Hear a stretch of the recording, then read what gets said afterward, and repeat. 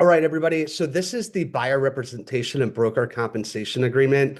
It's also called the BRBC. This is a exclusive or non-exclusive agreement between you and your real estate agent about going out and looking at homes. Previously, we talked about the PSRA, which is the property showing representation agreement, and that's only good for up to 3 properties and no more than 30 days for the representation period that we see right here. As you can see here, this can either be non-exclusive or exclusive, and it can be up to 3 months, so 90 days in length.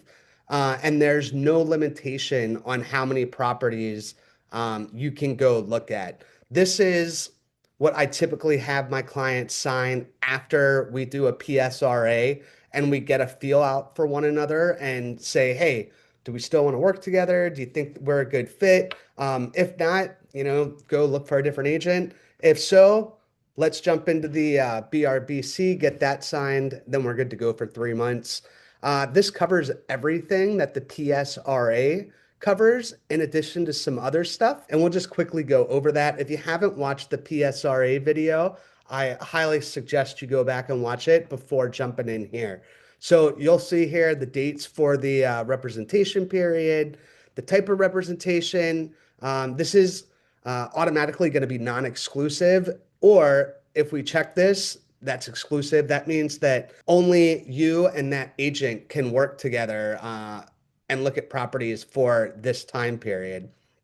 There's going to be property types in here that the contract or the written agreement covers, counties, cities, so you can get really specific. If you're looking in Los Angeles and then you're also up in the Bay Area, you can have this contract specify that, this broker here working with you is covering Los Angeles County.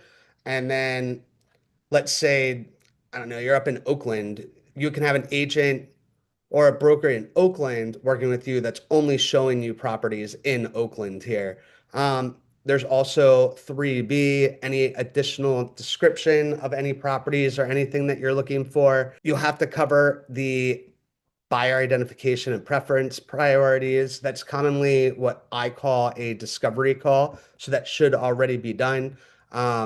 If you've been working with another agent and it didn't work out, that agent should be providing you with a list of properties that they showed you that will state the continuation period as well. And that's where D7 is going to come in. And that may be, as you can see the box here, you just provide that list to me. And yeah, those are excluded from this contract.